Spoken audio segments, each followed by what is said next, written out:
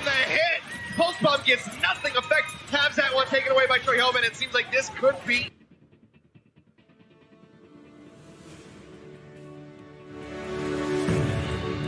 Hello and welcome to the Overwatch League Recap, a talk show focusing on the Overwatch League. I am BlazzinBob, and as usual, I am joined by Mel. What's going on, Mel? Oh, hello. Hey there, you are here. I am here. You're here. Welcome, even after a wonderful week of Houston. Oh boy, I still came. Yeah. I think it's gonna be a trend going on in this season. That's rude. But today we have one of our favorite returning guests, YouTube extraordinaire Freedo from Your Overwatch. Freedo, how are you doing, brother? All right. We picked a really good week for me to come on because we had some of like the best and the worst Overwatch this weekend in so many different ways. So a lot to talk about. And also some big updates too. I don't know if you guys saw, but there's even more stuff going on with Overwatch. So take our pick, I guess. Oh yeah. We have a jam-packed show, but history was definitely made this week twice. We had our first map 7 in the Overwatch League, and we had the first Dorado full hold. So it's going to be interesting to talk about, but we'll get into that shortly. We like to start off every show by thanking our recap producer, Shazir. Thank you so much for your patronage, and yeah, we need some more producers, guys. Yes. Yeah, we'll have to redo our Patreon before that happens. So You don't get much for it. yeah. Cool. We're gonna do that soon, but the show needs to happen before that. So when we get time, we will redo that. We will let you know when we do. But moving in tonight, we're going to be talking about some cancellations due to the coronavirus. We're going to be talking hero pool selection coming in week 5. We're going to be talking about the games from last week, and hopefully we'll get time to spitball a little bit about the games next week. But time will either let us do that or not. So it depends on how much Fredo has to say. Never much. Oh man, yeah. I mean, I woke up this morning to Discord, and I had to read for about five minutes to catch up in our little private Discord. There was some discussion going on, but it was, private. But moving into news, Mel, why don't you tell us what's going on in South Korea now with the Overwatch League? Well, they've rescheduled the matches that they canceled in the Chinese homestands to South Korea, and Seoul Dynasty had their first homestand, but now the coronavirus is over there, and so they are canceling those matches as well. So we will see what comes of that. I am glad that people are staying safe. I think there was, the Gladiators that had to rush home after just getting to Korea because all of that. So, I mean, dude, literally running to the airport. Yeah, it's in the best interest of every person, but it stinks for the Overwatch League. Obviously, it stinks for humankind a little bit more, but we'll see how it plays out. Well said. I agree, because it's tough for anybody who wants to talk about it in terms of how it affects OWL, because there's always looming overhead the fact that this is a real life issue that we probably shouldn't complain, right? If the precautions are being taken. But something I noticed with the way the scheduled matches feel is that without the Asian region homestands mixing in, it feels like we're seeing only we literally are seeing a portion of the teams, but you know what I mean? It feels like there's 8 teams in the league, and they keep playing each other, and it's getting a little repetitive for me. I think not that the games have actually been great, but I think there's 6 teams we haven't seen play at all. 5. And there's only 20 overall, so there is 6 teams we haven't seen play. Atlanta will play next week, but the rest of the teams don't play until weeks 9 or 10. The Hunters, the Charge, the Spark, the Dragons, and the Dynasty. We don't get to see them until weeks 9 or 10 now. Yeah, I think someone was talking about them trying to get the games going in LA someplace. So I think they might be trying to scramble and reschedule the matches in Los Angeles, but that's just rumor from what I've heard so far. But it is definitely scary. Like we talked about this when it first came out, and I called it a possible pandemic, and it has turned into that, and it is scary. I mean, if this comes over here, I mean, besides Overwatch League, it's just a scary thing for the world, and my heart goes out to anybody stuck or anybody scared where they're living, and I'm sending you my good vibes, whatever I can do, but that's not going to be enough. But that is a very somber note. We are going to talk we are going to talk Overwatch League. One thing this has done is it has completely killed fantasy Overwatch. If you're not playing daily or you're not playing the unlimited leagues, like I'm on Draft Buff and I love this new platform, but I can't field a team to save my life because I'm not going to drop Sure. everybody that I drafted and just pick up just so that I can like just form a team. I'll just lose all the picks that I took, and it's just a bummer. Yep. Agreed. First world problems, obviously. I know, right? Yep, definitely, definitely.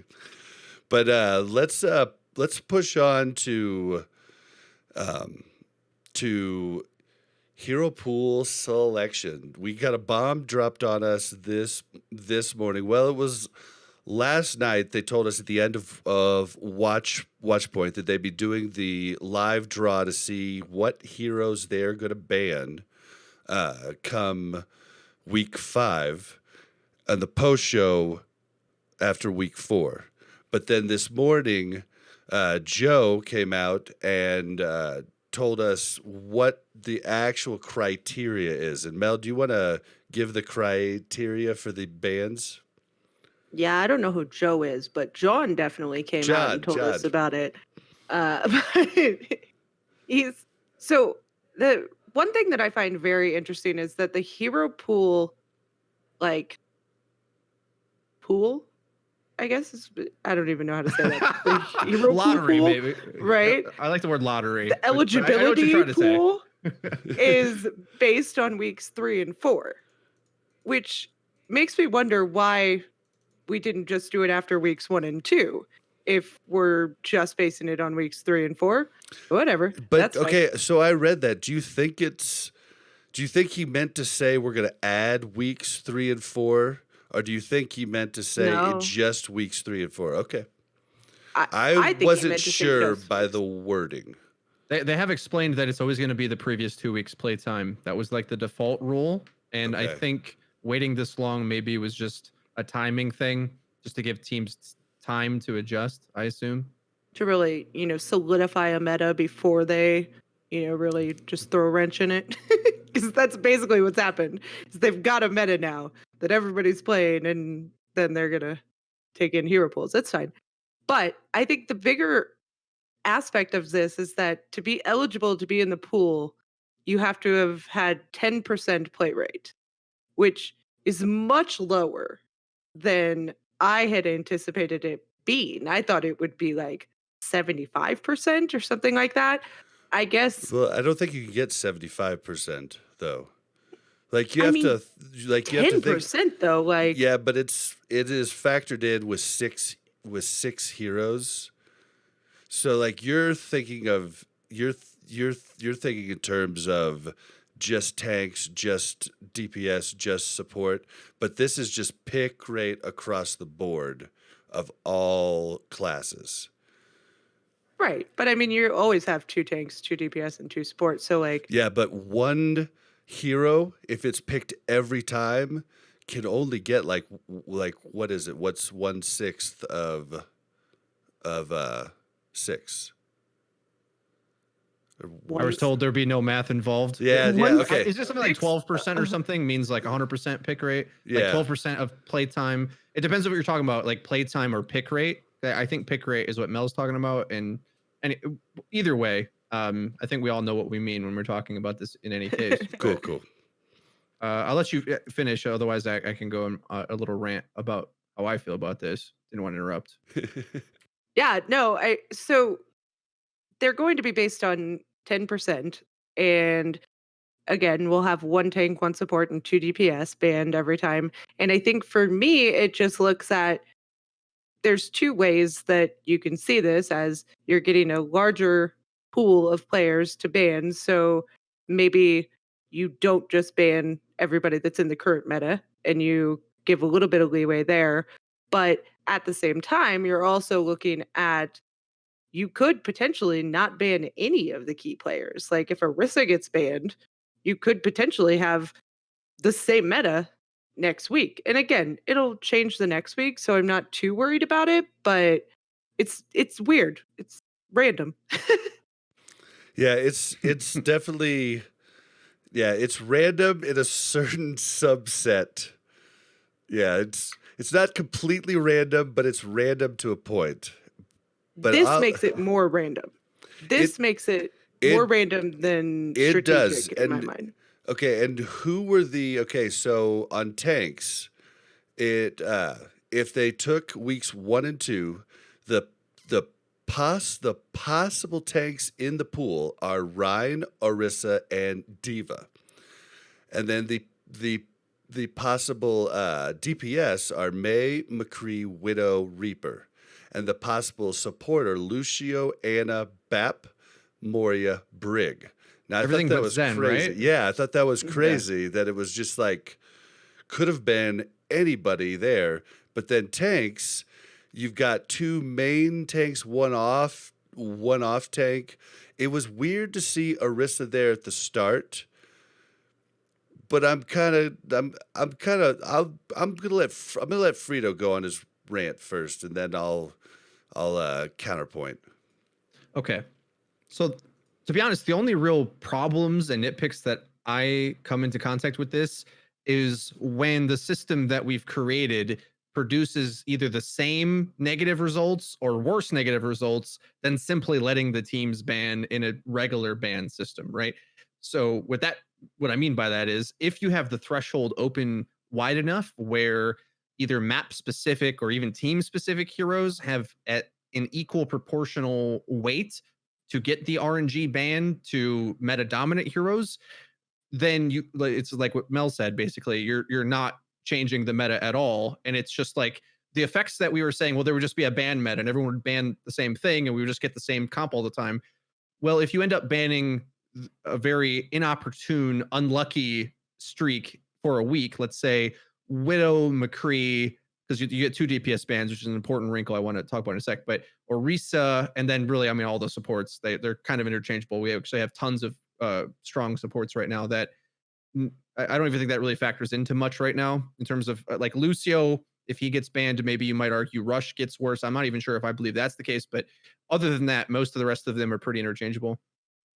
But my point is, unfortunately, in that scenario, this system produces less diversity than if the teams could ban, because if the teams could ban, even if you mostly would ban the same thing, you'll have a team like Toronto, who very clearly are probably the best team right now at Sombra Doom. They're like the only team who's looked to master it. They've ran those dives twice so far this year on Defensive Horizon, and then nearly upsetting Philly. And luckily with this system, because there's the threat that the meta could go out at any time, teams like this are spending the time to practice towards that, to have map specific strategies, which is good. At least, like, no matter, I want to make it clear, like, despite me like cringing at the negatives of this is still better than nothing, for sure. It's still a big step forward. Definitely. But I don't know why we felt that we had, like, there's no other way that we could have gone but this, yet it still can produce these wacky results. And I, like, an example, I would say, if Vancouver played more or played the right lower ranked teams, Genji might have just accidentally been in that rotation, and nobody thinks like Genji should ever be banned right now. And it's just kind of a, it like Doom looked better than Genji as far as dive is concerned. So he's like a tier 2.5 or 3 hero for sure. But just because of who played at the right time or the specific maps that get drawn, Widow, for example, is a map specific hero that really is only playable on specific angles of specific maps, and also depending on the teams that played. So there's just all these other factors that I feel like are running the show instead of teams expressing themselves through the meta and we actually dealing with the problem heroes. Luckily though, despite all my whining, I don't even necessarily hate the default meta. Like Mei runs the show, but it's a mix of FPS and MOBA, so I can't really complain too much. Like we're getting pretty good Overwatch, so I'll just get off my soapbox at this point. Well, okay. I mean, if we could just ban McCree, though, just so I don't have to see Houston play McCree ever again, just take him out of the pool. What I'd hate to see if Widow and McCree get banned and then we just get May Reaper mirrors. Like that would be the worst, in my opinion. That would be terrible. Like I hate those matches, but that has a chance to happen for a week, and that would suck. Yeah. Based off your point, though, like, I think after last week, Pharah could be in the meta just because NYXL exploited the fact that Blase can't hit a shot, so they went Pharah, right? Is that a team matchup thing, or is that is that going to work against every team, or is that just no? Blase? But I think it was like 10%. You know, they played it enough. Well, and there's not that many matches right now, too. You have to think of that too. The teams making the meta are the same teams, and there are a number of not great teams within that. Well, and see, what I looked at is I looked at the damage, I looked at the support, I looked at the tanks, and the only thing that was really stuck out after I thought about it was, God, it's going to be horrible if Mei doesn't get banned. And what that tells me is that Mei just needs work. Like Mei just needs work bad, and that's the problem there. Like looking at all the supports, I'm cool with them banning any of them. I mean, well, yeah, because I think like Freedo was saying, the supports are pretty interchangeable. You can still run the same comp by interchanging supports. And the thing is you can still run the same comp basically without McCree. If you still have Mei, you can substitute in Hanzo Ash or Widow or Hanzo or Reaper, something. And but if you don't have Mei, it completely changes everything. Yeah, where's Ash? Right. This is my point where I start to whine, because when the teams get to pick, then they prioritize meta dominant heroes, whereas this system just like, what's going to happen is if Mei doesn't get nerfed, then 1 week you'll have a team that's meta dominant might lose their opportunity to play their sick heroes. Then we get worse Overwatch from them, and then it might flip the other way, right? Like that's the worst case scenario, that we get the wrong teams playing. You see what I'm trying to say? Like based on the RNG of it, you want the teams to play the thing they want to play, not, luckily, at very least, we won't see them do a Houston's got new problems, but last year they refused to break out of the mold of the meta, right? So this stops that from happening, but it also creates new problems as well.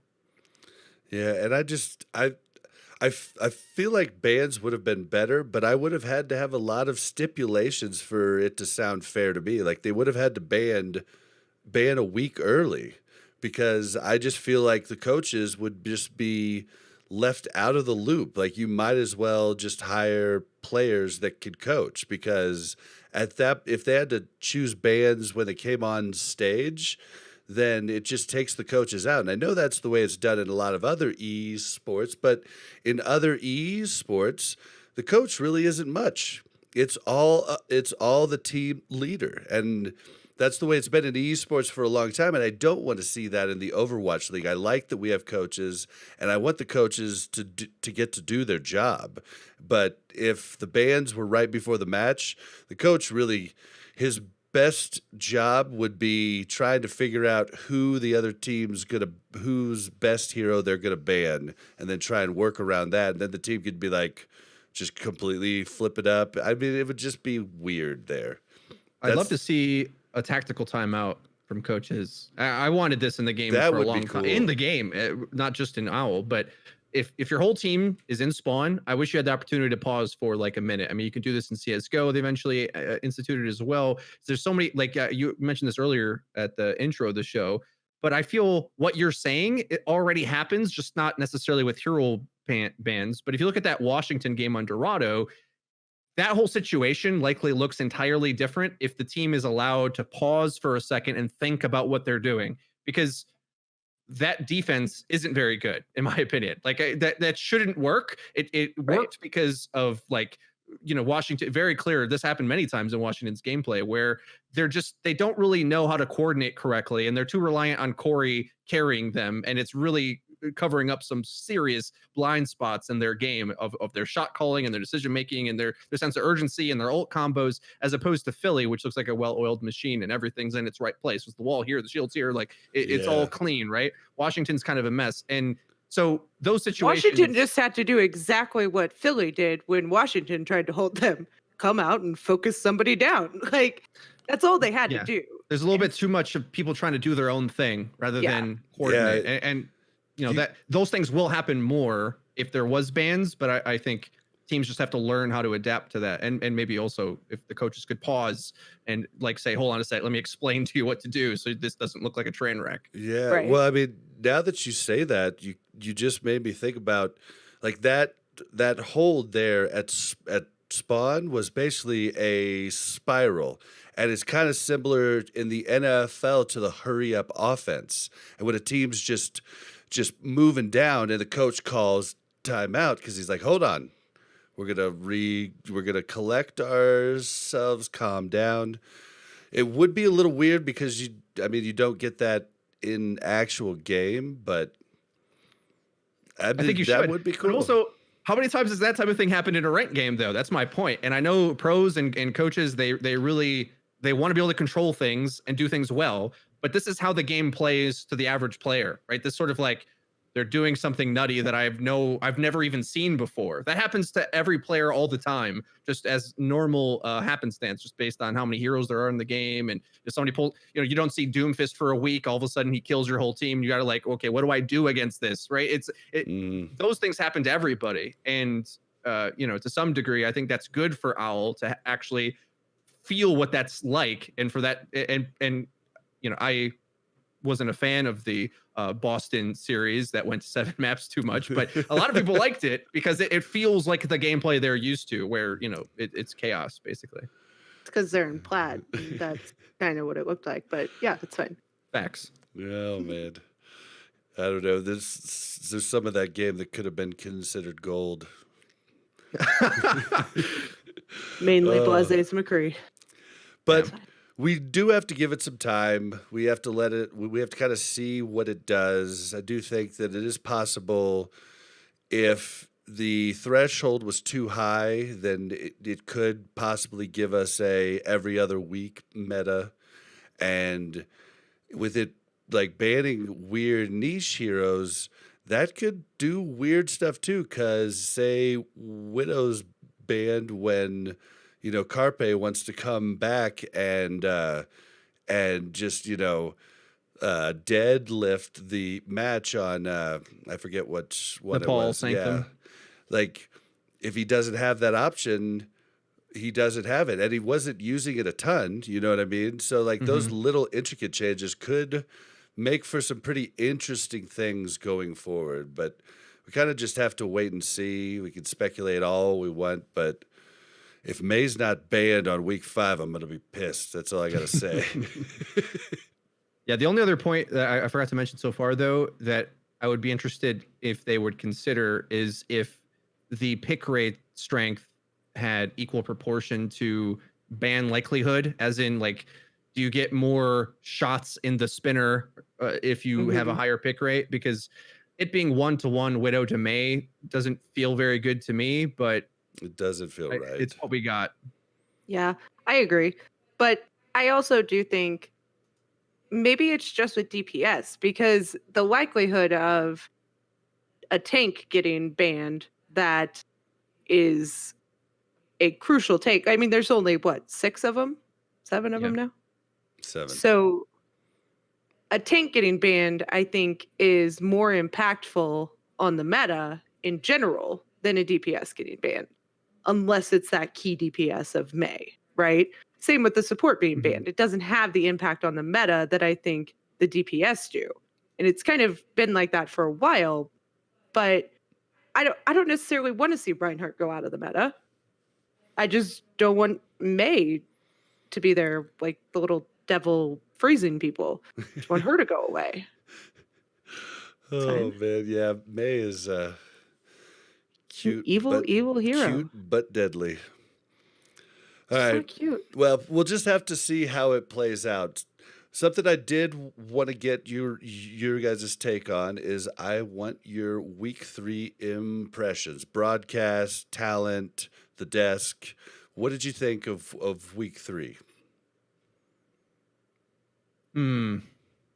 As a content creator myself, I tend to not get too judgmental on this kind of thing because it's content I don't make and probably am not good enough to do. So I have kind of a different perspective, having the luxury of being able to sit in my PJs making content rather than go on live air. I'm a fan of Brandon Sideshow's casting. You guys have talked about that as well on the show, and I agree with that. Dude, it's been on point, man. It's been great.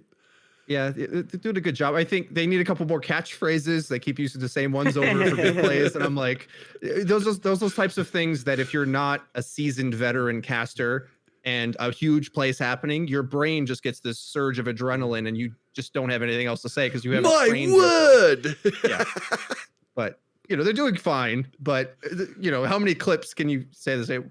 That's fine. Okay, whatever.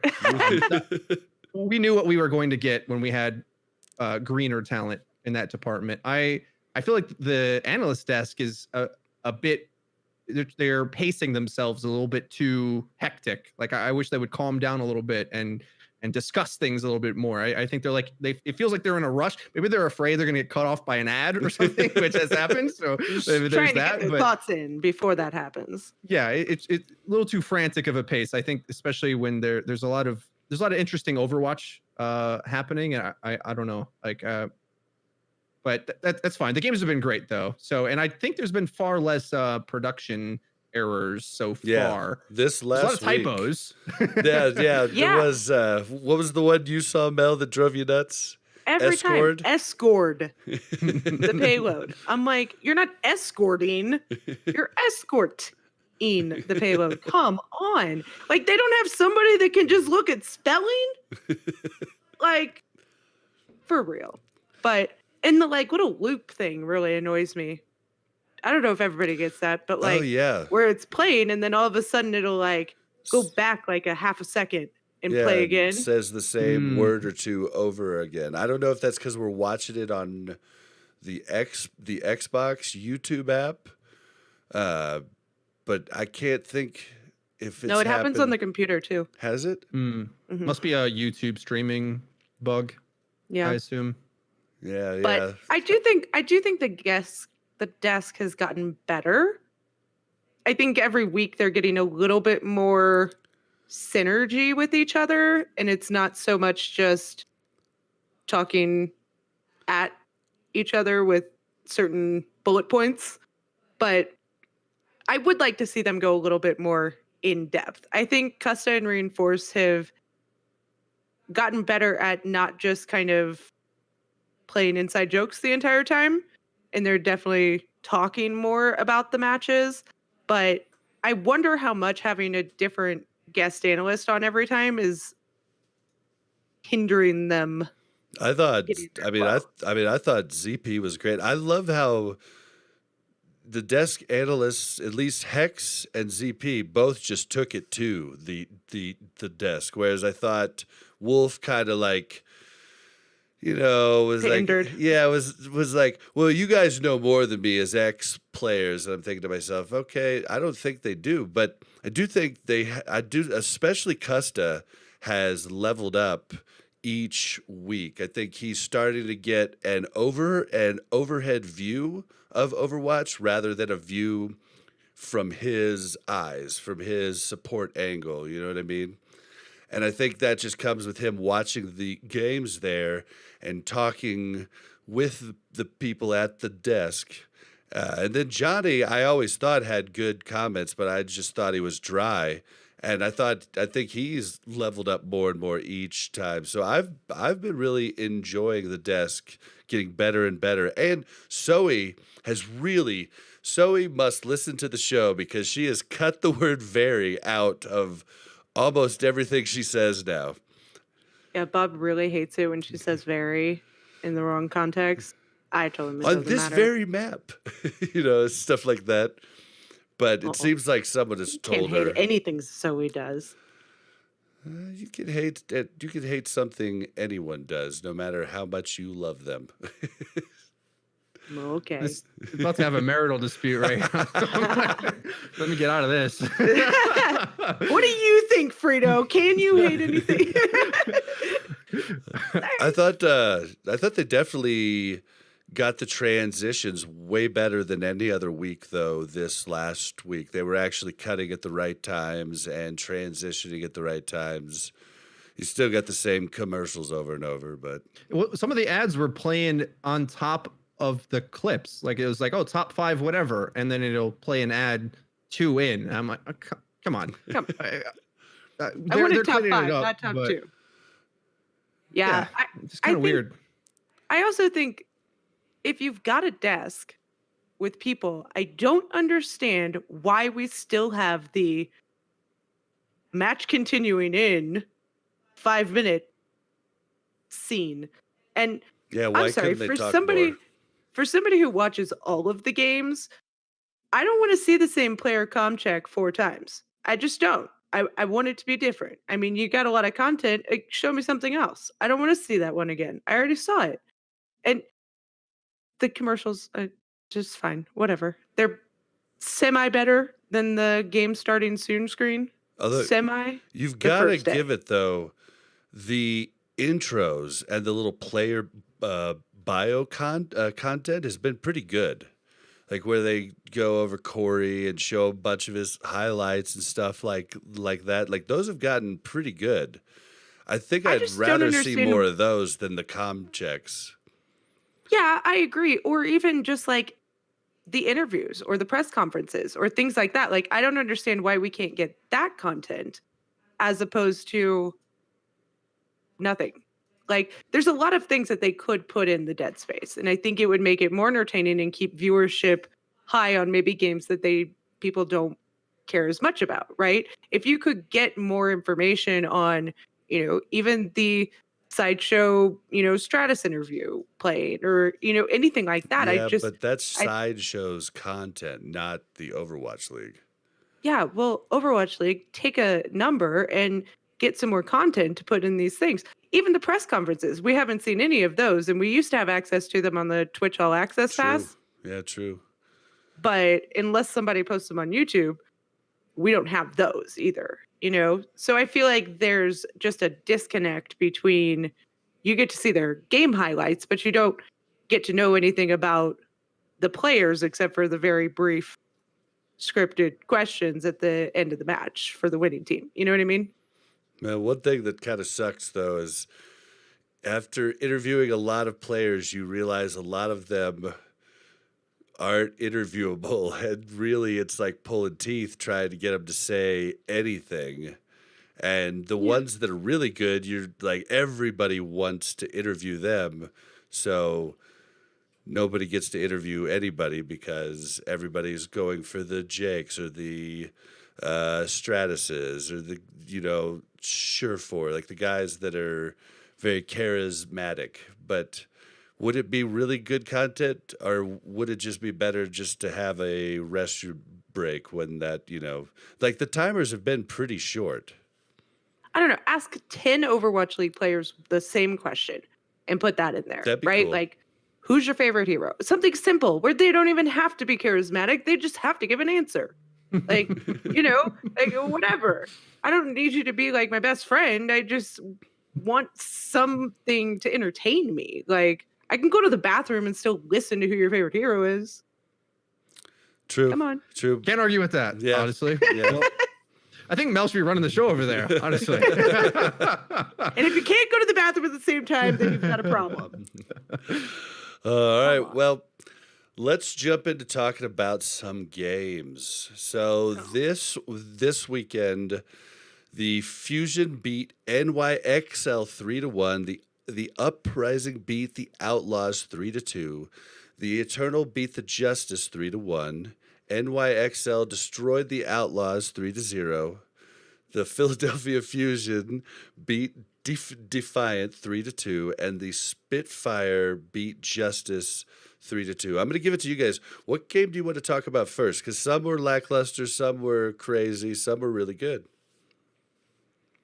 I guess it depends what points we want to make. I thought that to anybody who hasn't caught the games, I would say the Toronto Philly one is like expert level this patch gameplay, where Right above the Outlaws Uprising game, just a sliver above there. Yeah, a sliver. I don't know about that one, but that I thought that was beautiful because we saw Ivy played his worst game thus far, and even then, Ivy's still pretty good at May, the annoying hero that is. But so Ivy was making little mistakes, which kind of opened the door for that one to be a lot closer. But between that, we saw pretty stellar gameplay of the standard meta comp from Fusion, and then Toronto pulling out. I mean, they nearly tied Anubis, which would have totally changed that series, right? And largely on their synergy playing agilities on Doomfist,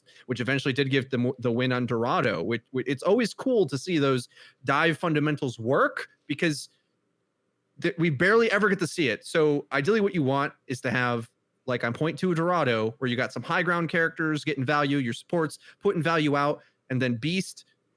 I don't know how high I am on him as a tank, but he played pretty good as Winston, which is his job is basically just to like touch card a little bit and run away, and touch card a little bit and run away, and then hopefully make enough space for agilities to come in and get some kills. And they were just able to stall out and dodge the brawl comp from Philly, and that map in particular I thought was quite beautiful. And they nearly did it again on Nepal as well with like similar tactics, but the clutch factor of Philly was just a bit higher. So I think that's the best match we've seen so far this year, personally. Can't wait to watch it again in the replay viewer, which I guess is out now, but I'm doing this show, so I can't work on it yet. Sorry. Well, yeah, and I think it was huge that they actually defied the rules, and came out on just wacky stuff that, like, I'm trying to think of. So we had the Somber Doom on defense on Anubis, right? And Philadelphia takes and just steamrolls the first round.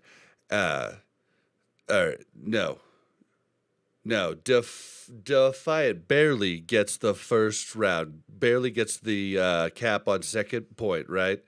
And then Fusion comes in, steam rolls the first point, then has 5.5 minutes to take the last point on Temple of Anubis. I thought to myself, okay, well, this is over. There's no possible way.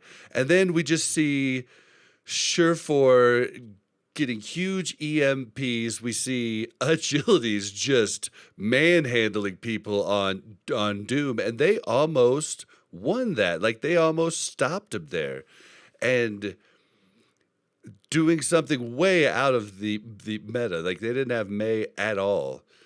So how does that happen? I liked what Toronto was able to do, because they were able to show us that they can play the meta, because they did on a number of maps. They did play the meta, but they also showed us that there are maps that their dive with Doomfist or Genji and Sombra was more effective, and they were able to pull that out as well. So I think Toronto showed us that they are diverse and that they can pull out different comps and be successful at all of them. And I think that's one of the biggest bonuses I have for Toronto, as opposed to Philly, who I think does very, very, very well with this current meta. But we didn't see a lot of variety from them. So when hero pools come out and this isn't the meta, are they going to become bad Philly instead of good Philly? Yeah, I don't. Yeah, I mean that was season one. Good Philly, bad Philly. But I don't. I think as long as we're seeing DPS and the Fusion aren't angry at each other, I think we're gonna see pretty good games. Because last year it was apparent they didn't want to be on stage at all. I don't know what the riff was and who it was between, but there was definitely rifts in that team. I have to guess since they changed out the support core that maybe it was on the support side. I have no clue though, but there was definitely something internally wrong there that was not flowing. But let's talk about King's Row on that map. It was a 6-5, and it almost went into another round where they would have each got another minute if the Fusion had completed the 3 points on their overtime round. So they both completed. I don't remember. They both completed with like under a minute. I think Philly completed with more time. They did like maybe like 2 minutes, but then Defiant comes out with 1 minute, takes the point, then takes it all the way through point 2 and point 3 in overtime. Then the Fusion come out, and it looks like they're about to lose. Like they're about to get held on the first point, and then Toronto wins there. But then they end up taking it at the last second in overtime, and they push it almost to point 3. And I just don't even really know what to say about this whole matchup. Like Well, I thought after 2-0, I thought Toronto was out and was like, oh, we were wrong about Toronto. They're not as good as we thought, early on. And then they just said no. And they did that whole King's Row map on the meta with the May McCree. And I think that showed a lot of just resolve from them, that they were able to stay in it after being down and being able to kind of pull it together. And I think Surefour has a lot to do with that. I think he's a motivator on the team, like, let's figure it out. We can get the next step here. Come on, guys. He's definitely like a coach on the field. If you've ever talked to him, he definitely knows Overwatch, and he knows the counters, which a lot of players I don't think do. Yeah. It was a good match. I mean, the whole thing was a very good match, and it wasn't all mirror matches, which I think is really cool. And the great thing to me is when you see teams that are really good at a mirror, then it looks nice, right? Because that King's Row is really back and forth. I think Surefour like really leveled up in that series as well, where his reliability aim is quite high. Cool thing about Carpe, in my opinion, I think he's actually getting a little overrated right now because he seems best in clutch scenarios, but I think there's other hit scans that are producing more in terms of just like raw stats or stats better wise for better sure. reliable aim throughout the fight. It just Philly's normally really good at the like exchanges of the team fight. They're oddly like super passive, and they just establish the team fights really cleanly. And the shot calling from the Defiant on that map, I think, just made the right plays. There's some key eats of blizzards, and the supports leveled up a bit. Obviously, it wasn't enough in the end. Like Funny Astro got player of the match. I was like, I thought one of the supports should have. Funny Astro for sure was doing some serious Lucio work that whole time, and especially when the enemy is successfully diving you, the Lucio has to make some serious pop off plays, and he was deflecting the dive and hitting his shots, and really was pivotal in them being able to take that series.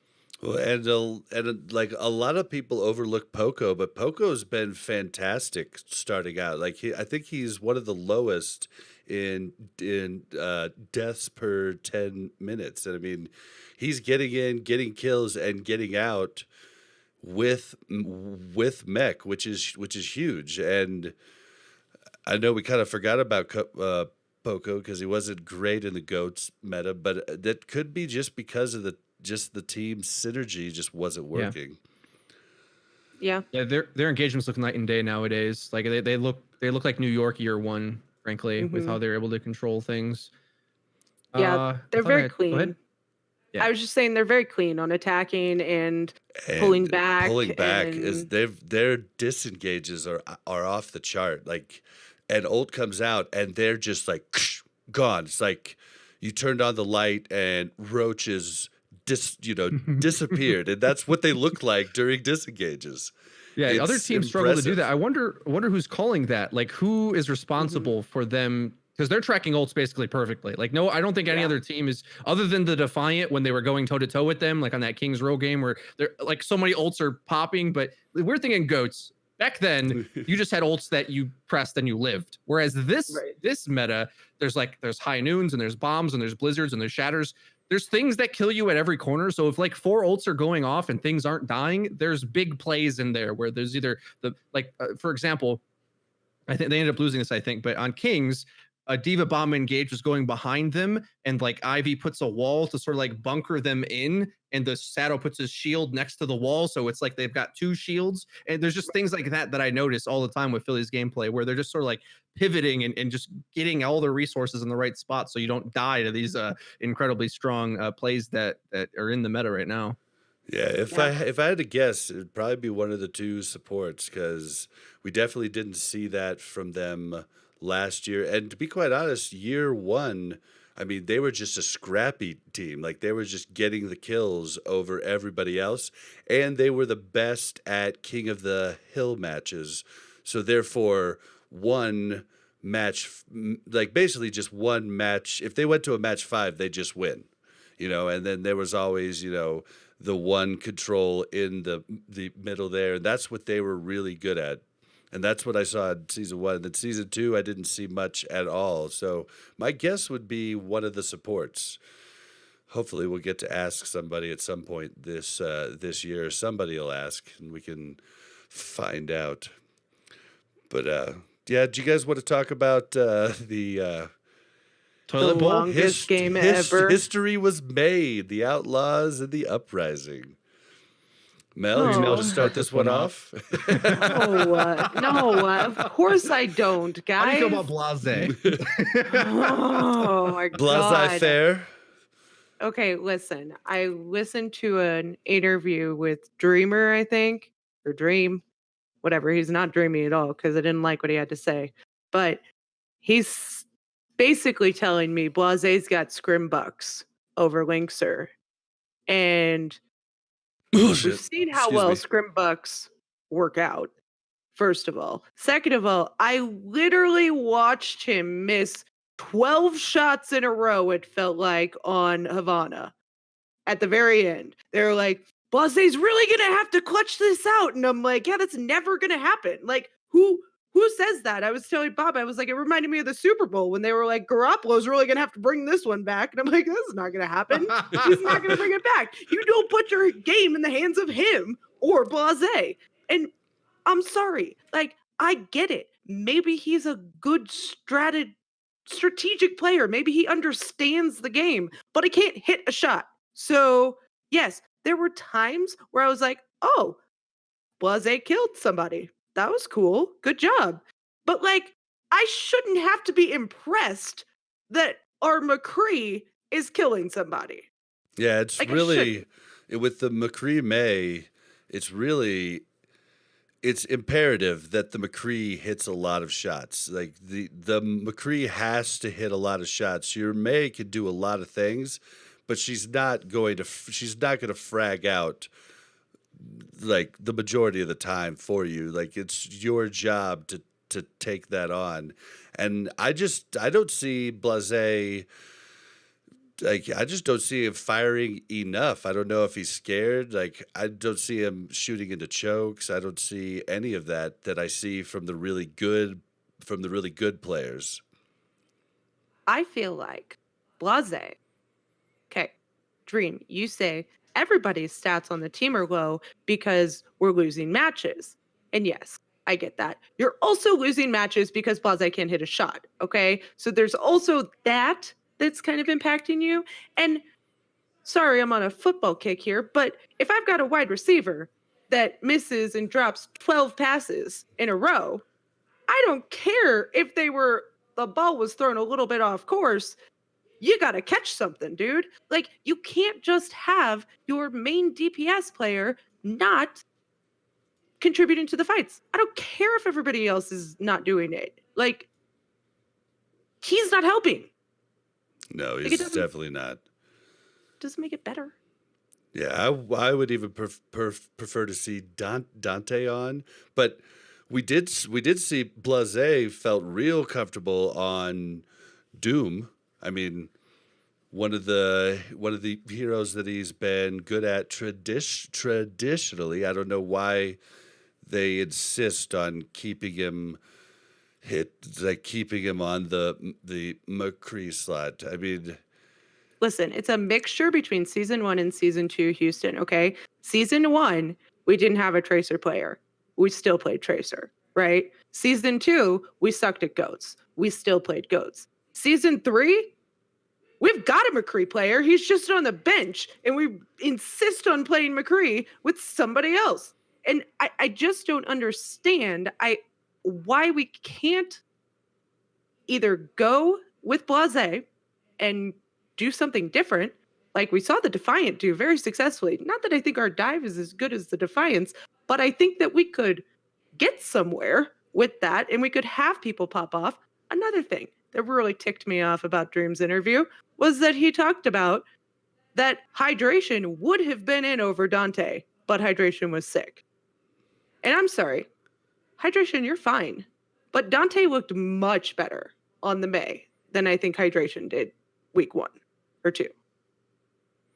yeah, I it's thought Hard hard. out Dante- here as a Houston What? fan. It's tough out here as a Houston fan, isn't it? It's very tough. To see them do it seems structural in terms of the management, because I think Meko is playing in a style that I mean, okay, some divas are flanking hard, like that London game.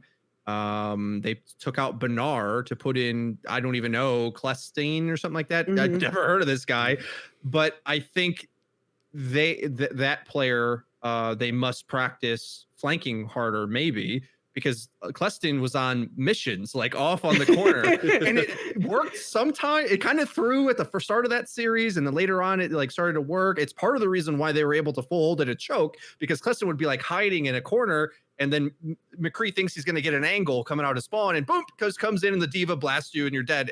And he eventually ate 2 ults to break them to hold that spawn. Sorry, I know I'm talking about the wrong game, but my point is, we have seen divas go for that style that's like super flank happy, but I feel like Meko's like miles off in an island and not succeeding at that style.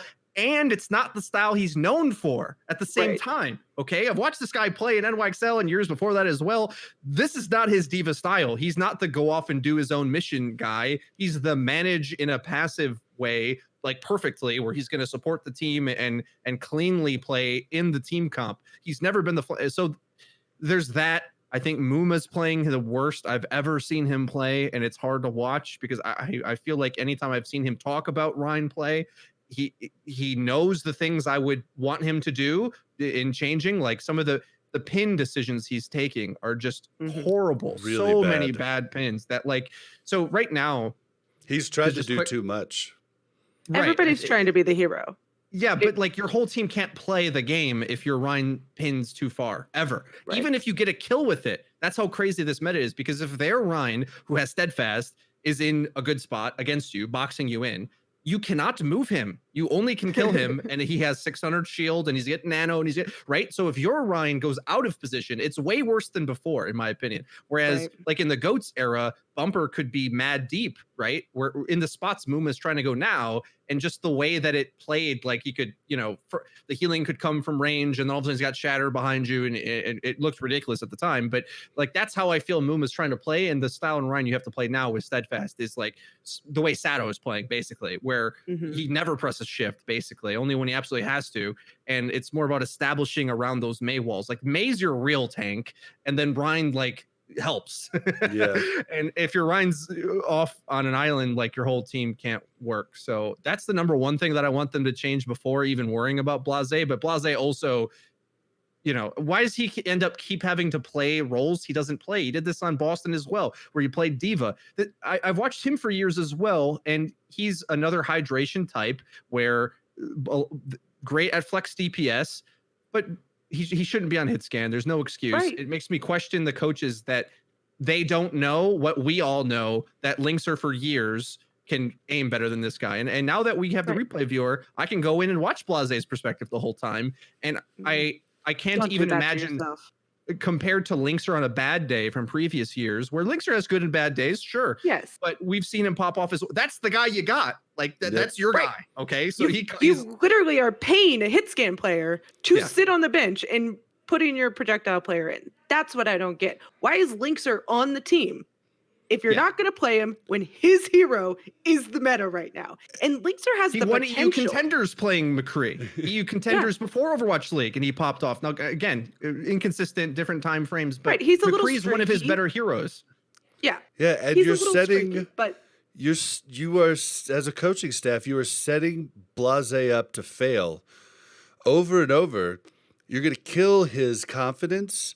You're going to kill any, good things that you have. And I mean, it is unfair to him too. Boink on Mercy, right? It's like every time they put Boink on Mercy, I was like, there we go. We're throwing. We're going to lose because Boink sucked at Mercy season 1. He just did. That's just the way it goes. It wasn't as bad as Dak. Dak was the worst Mercy. Yeah. I just never absolutely saw clueless Dak on play Mercy because he was always dead. So I Dang. couldn't really figure it was out. so sad. Such a good Lucio too. Yeah. Rip. Boink was too. No, I think Jexay is one of the best things that ever happened to the Outlaws if they can figure it out. I think Jexay is the only one making plays. But like I said last week, if your Lucio's the one that has to take out the other hit scan because your hit scan can't aim, I don't know what's happening in life right now. But he seems to be, everybody's going in their own ways. Everybody's running around, playing their own game, and they can't figure it out. And when they go on their comfort heroes, they actually look pretty decent. I'm not going to say great. I'm going to say pretty decent. But you saw them pull out, you see Dante come out on Doom, and it's great. You see them play a, Doom. Even Blase looked good on Doom and Sombra. That looked great. I just don't understand why we're bashing our head against the wall when, especially against Boston. Yeah, I was just about to say. Wasn't like, I get it. You're probably not going to outrun NYXL, but you know what NYXL did? They came and game planned for you and said, Blase can't hit anything, so we're going to go Farah. Well, let's talk about that match. They just schooled them. I mean, legit, I don't even think anybody died. And NYXL doesn't look that great either, which makes this even worse, right? It's sort of like, we'll just outskill you on heroes we shouldn't be playing. Yeah. Aha. Right. It's like, you should not win with this comp on this map. You shouldn't. But you do, because we literally can't do anything about it. Yeah. And that's what's frustrating. Well, and I just wondered why not put Blase on, during that first match when NYXL brought out the pharmacy. I thought to myself, why don't you just put Blase on Farah and just try and do that mirror, But it's like they're almost either told to stay on the comps that they're told to do, or they're stubborn, or they just can't. There's nobody on the team that could pull them back in and reel them back in once they start to domino fall over. Yeah. Feels bad. I don't know. I will say one positive to take away from Houston is that I do think that it was helpful that they got to map 7 and were able to bring themselves out of the depths of hell. They definitely didn't playing give the up. Uprising, and they didn't give up. And I think that was promising to see that there is still some passion in there, that they can hopefully get better. And maybe somebody on the coaching staff could give Linkser a shot. That's all. That's all I have to say about them. Put in Linkser or I riot. Yeah, it really needs to happen. If they don't do it again, I'm pretty sure every caster, everybody on the desk, all of us are just going to be like, Houston doesn't know what they're doing, and it really is a bummer because I think Harsh is really smart about the game, and So is Dream. I was going to say this earlier as well, but I've had the chance to speak to Dream. Like, he's done breakdown streams as well, like really smart. But the problem is sometimes this is an interesting human phenomenon. Sometimes you can be too smart for your own good, right? Like everything he's saying about scrims and everything. Let's just say that's true. Let's say like it be in his shoes. This might seem like the best call, but I think all the stage evidence shows us something else. Right. Yeah. It's like, that's fine. He might be better in scrims than Linkser, but we legit haven't seen it at all on stage. So why not at least placate the fans and put Linkser in there and show us that he's not good? Because I guarantee Linkser has, his ceiling is much higher than Blaze's on McCree. Because floor's higher too. Well, No, and- I agree, I but- agree. well, and just like Definitely right. Johnny said it great too on one of the watch points or match analysis. I don't remember when, but he said Linkser's not gaining confidence on the bench either. So just put him in.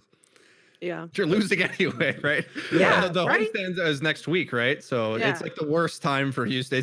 Houston has always had bad luck with these things. It seems like it's always something new where they just don't have the right player, or now they've been sick, right, with the flu these past few games. So easy 0-4, largely due to sickness on some of their performance. And that's another weird thing. I was told apparently Linkser is sick as well. At first they said he's not as good, and then apparently on a stream he said he was sick. Like, I don't know. Yeah. I want to get a straight answer out of this. Yeah, That's the something's frustrating weird. thing on me, where it's like, yeah, he says he's not sick, then they say he is sick, and then they say Blaze's just better. But I don't know. On top of all that, something's going up with their coaching. They're playing off support musical chairs too. Like, whatever. Well, Pick somebody, put him in. let's No. talk real quick about the NYXL because the Fusion beat them pretty handily in the first day, but then they destroyed the Outlaws. But I mean, NYXL is not looking as good as we thought they were going to be. I think SBB, his McCree leaves a lot for wanting. Like when he comes in on Tracer, yeah, he freaking frags out. Like, but that's usually only at the end of a match or something like that, or when they're playing Houston, he's just like, I'm just gonna style on you. But they're definitely not looking like the NYXL of old. Oh yeah, they're definitely entirely new. And I think we saw that a bit, as we've said in the Houston match, where that's probably how they need to lean their strategy, where meta be damned, like who are you as a sick Pharah? He's sick on Doom, he's sick on Genji. Just Genji. any excuse you can have to, if he's on the field or on the stage, I should say, I feel if you're putting him on Mei, like you're just wasting Libero on the bench, who's a great Mei, and you're not flexing the thing you're even good at.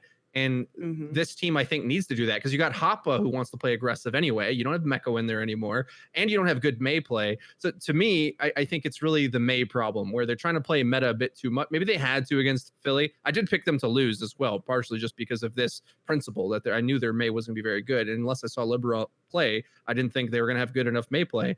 And with that, like, I think you can have SBB's level of McCree play if your Mei play is excellent. But if you need to be fragging out of your mind to bring some of these team fights back that are not going your way perfectly every time, the way Philly kind of structures their engagements, then you do need a Corey, because even Corey loses games, right? And he's playing insane, and his team are on the other end trying to play meta and losing the brawl badly, despite how many picks he gets. So if SBB is less than that, then yeah, that's going to be the case. So it'll be interesting. I wonder what their strategy is with this, because are they just assuming that the meta is going to change, or what? I can't see them actually think who are used better. But is this just the new hotness, the future player, and they're just like, we're just going to give him stage time, because if we lose a match or two here or there, it's not going to matter because the meta is going to change. Hero Pools comes in, and who are used the future? Because I think it's the future. Because remember, NYXL, Libero can pound in the regular season, okay? He's a clean player, a smart player, doesn't make mistakes, but doesn't show up big in big matchups. He's always looked kind of like average. Anytime you look in season 1, they lost to Philly, right? His flex DPS looking kind of lacking. They're putting him on Pharah, they're putting him on Soldier. Just mechanically doesn't pop off in the way you need. Whereas Who Are You is that guy. He's the guy where maybe you'll take Who some Are risks. You is the guy that tricked us all into thinking Zachary was awesome. that is a rough statement to make, and I kind of agree, and I did think that as well because of how good they looked together. They look so good. Turns out, like, I probably could look good playing Sombra next to Who Are You and just hacking things behind the scenes. Right. I gotcha. Zachary's pretty good and hasn't had his time to shine either. But yeah. Anyway, that's kind of my spiel with that. Where I think they'll still like be in playoff contention, but they pretty badly need this meta to change and learn how to lean into. They're the new Philly, basically, where they're this DPS pop off team that sort of needs to just sacrifice a lot of their teammates to try to keep their carries alive as best they can and have them bring them the victory. And maybe they can have a bigger ceiling in the postseason than they ever have before. Yeah, speaking of fusion DPS, like I want May to be banned so I can get me some EQO. I need to see some more EQO. I'd love to see EQO back on Genji. I'd love to see. Ivy might be straight better though. I don't know. I love EQO as well, right? I have a soft spot for EQO. I've met him. Like he's just like such a presence. Mm-hmm. He's pretty good. Ivy might be like 2% better though on some of those picks. I don't know. We'll have to see. We'll see. I guess but what I don't EQO understand was amazing season 1. He just was not good. But neither was Carpe in the GOATS meta. Yeah, I don't think you can judge DPS players off of how well they transition to GOATs. But I think what I don't understand is teams know that hero pools are coming. And so there's a meta right now, and you've got more than 6 people on your team, but they're sticking to this mindset that they have to run a solid 6, right? And they're playing Who Are You instead of Libero when Libero's character is in the meta right now. And Who Are You could get stage time later or get stage time against the Outlaws. You know what I mean? Like or split time. Yeah, do different maps or something like that. But I don't feel like having a set 2 DPS is the best road to go for the future of how Overwatch is going to be. I feel like Overwatch is becoming more about subbing in your DPS based on the meta and keeping them fresh, but not about you've got 7 DPS players and only 2 of them get playtime. I think you're going to kick yourself in the foot there. Yeah, what do you think about the Mitsu versus SBB? Ooh, that's interesting. They are kind of similar in the way that they feel like teamwork DPS, right? Where Sumitsu seems to like the Reaper, and we haven't seen them play now for a bit. So I wonder how they'll adjust as the metas evolved. I mean, even stage 4 last year, they started pulling out Genji, right? Making it look viable. And then, that was pretty short-lived. But yeah, it was super short-lived, but it was exciting. It was exciting. Somitsu seems to try to gravitate towards easier heroes, I think. But, like, he's nasty on Reaper. Like, I'm like, oh, well, yeah, just put him on Reaper. Who cares? Run at things and have good coordination with Fissure and play well. But I think SPB's ceiling, you've got to assume, is a bit higher than Somitsu.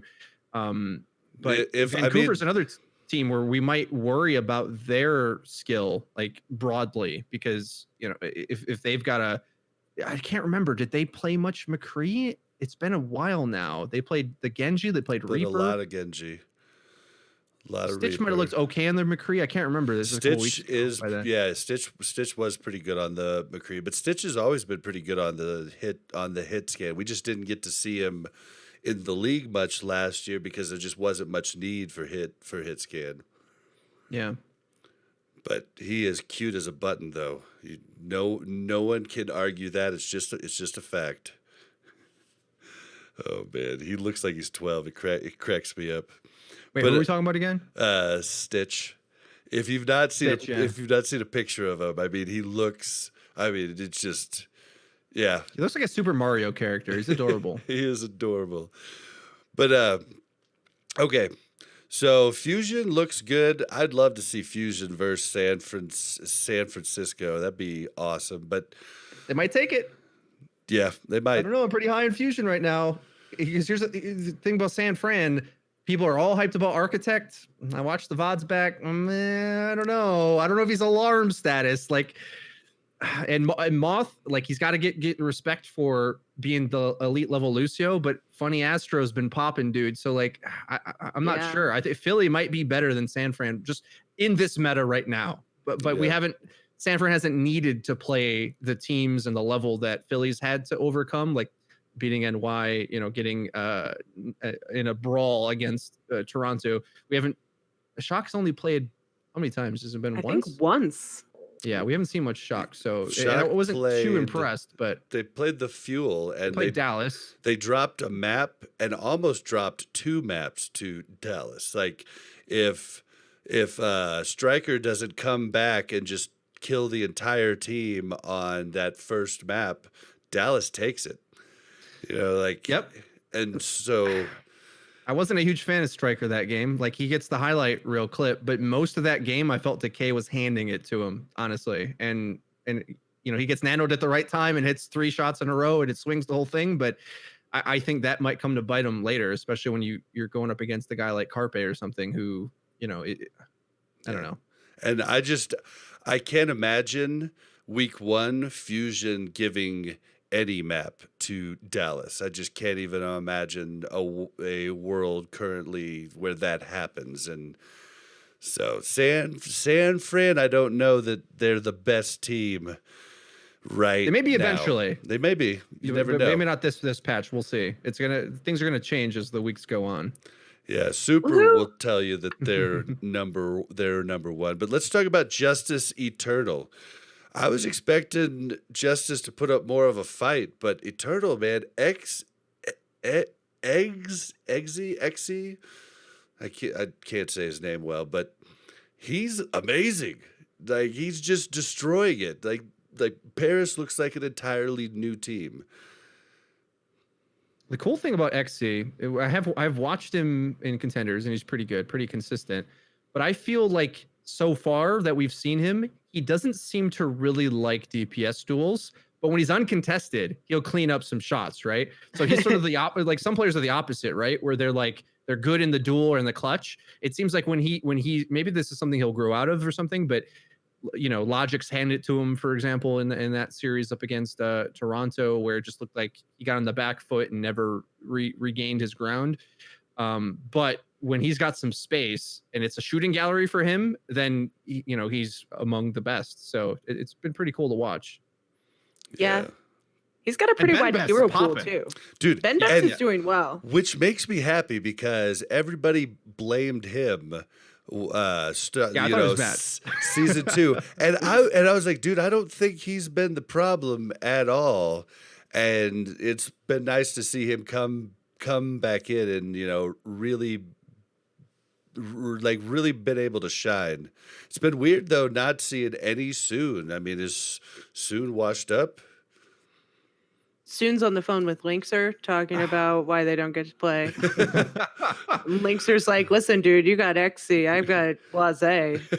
Yeah, XC is kind of the new hotness, right? It's tough to out mechanic these Korean level players that just will put in the hours to improve.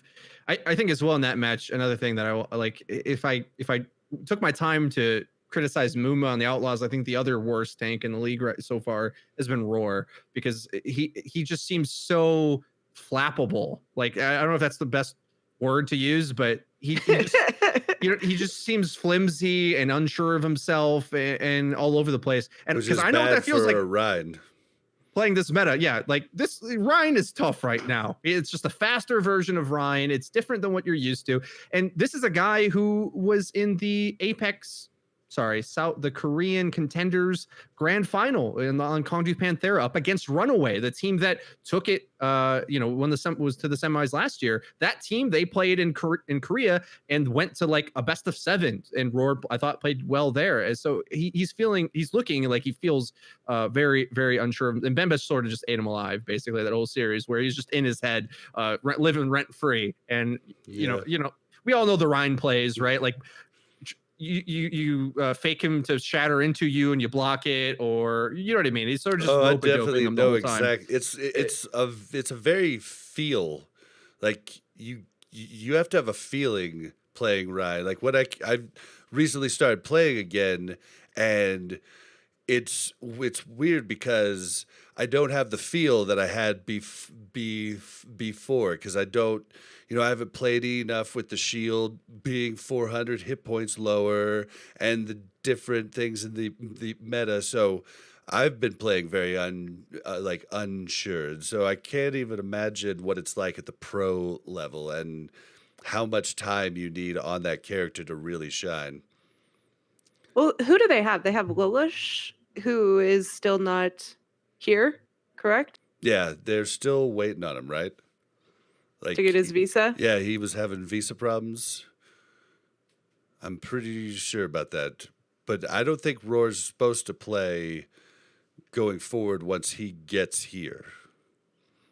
Right. I think that's the point I'm making, is that maybe Roar was more unexpectedly put into this role and maybe wasn't their starter and didn't have this energy that, somebody else does with Ellie Vote. And I don't know. I mean, he's not great. Lolish and Ellie Vote played together before in Contenders, correct? Yes. Yeah. I also think it's interesting them subbing in Tuba for Stratus. I get that he has a different... Are you talking about on Washington?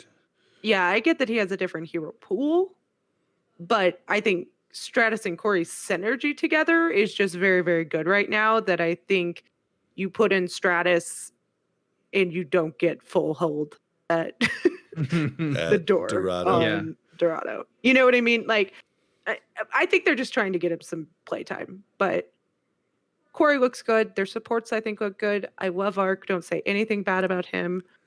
I don't care if he's not the best Lucio. All right. Well, you Wonderful said person. exactly what I wanted to talk about here last on our games for last week. I want to talk about Justice versus Spitfire. Justice comes out hot, goes 2-0.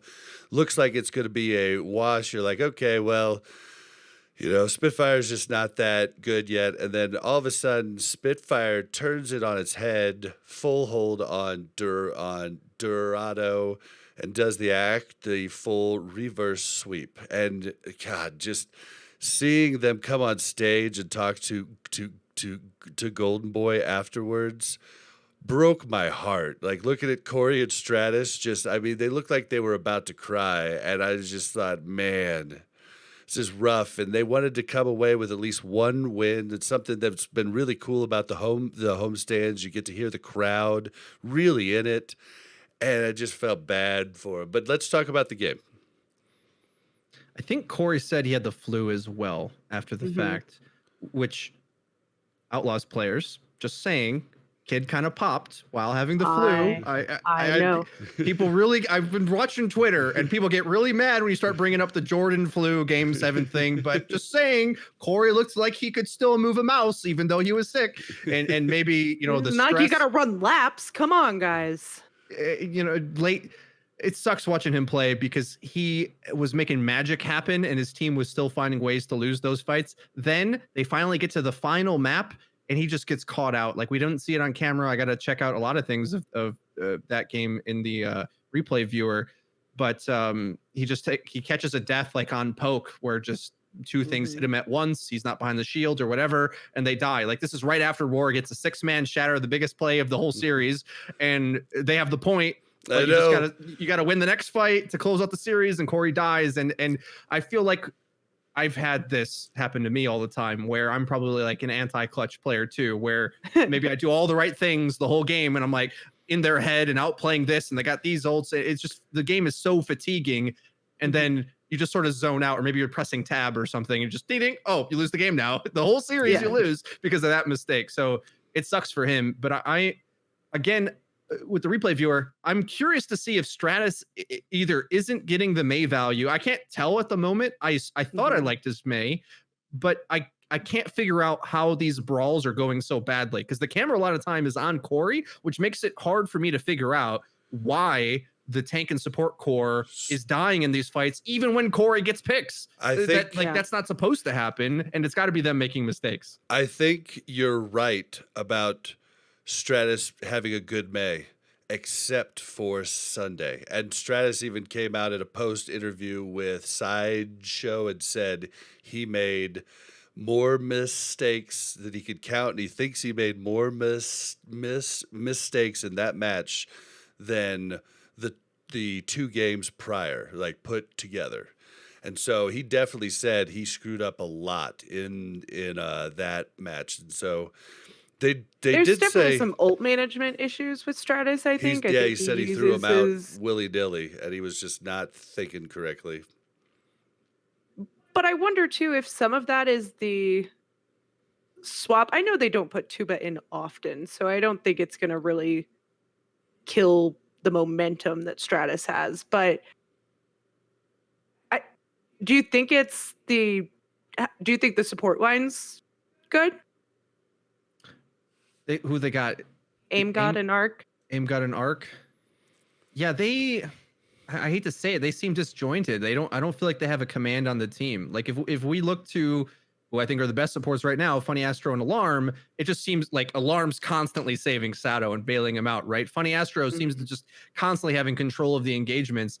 And there's a lot of one hand doesn't know what the other hand's doing in a lot of Washington's team fights, even when the DPS are popping off. So I don't know if that's a comms issue. I don't know if it's like in this meta, maybe your Lucio needs to be a bit more alpha and take over, because we know Arc's a nice guy, but he's like a peeling like strategy guy, not a you know. I've never really liked his Lucio. I mean, yeah, it's not been the best mechanically. He's a little more passive. Yeah, Mercy, he's Arc the Undying. He's a god.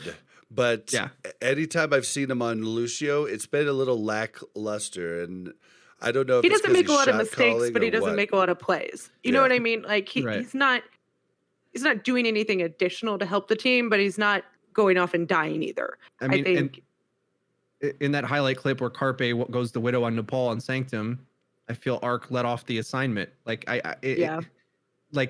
Lucio's got to take that duel, basically. Like Jaxay's taking that duel. His team's losing all over the place. He's going at that Widow, right? Because Lucio's kind of like a little Genji, okay? He's like Genji support that can heal himself. And you got to have the confidence in your mechanics that in a close range like box that you will out mechanic this Widow. Because if you don't, you see what happens. Like it's not just Carpe being sick. It's also you let off the assignment and he's got a throwing lane, basically. I know we make a lot of football analogies in this show, but it's the same kind of thing where you know you get scared off your job on your zone or whatever. And well, your whole team gets shot because you were the only guy who was next up, right? Like, you know, you had one job. He frags your DPS. You got to be the next guy up to stop that play from happening. And you know, when they're getting full held at Dorado, I'm looking at him again. Like, that's the type of engagement where you need to say, stop. Everyone do this, right? Like, clear, quick, fast.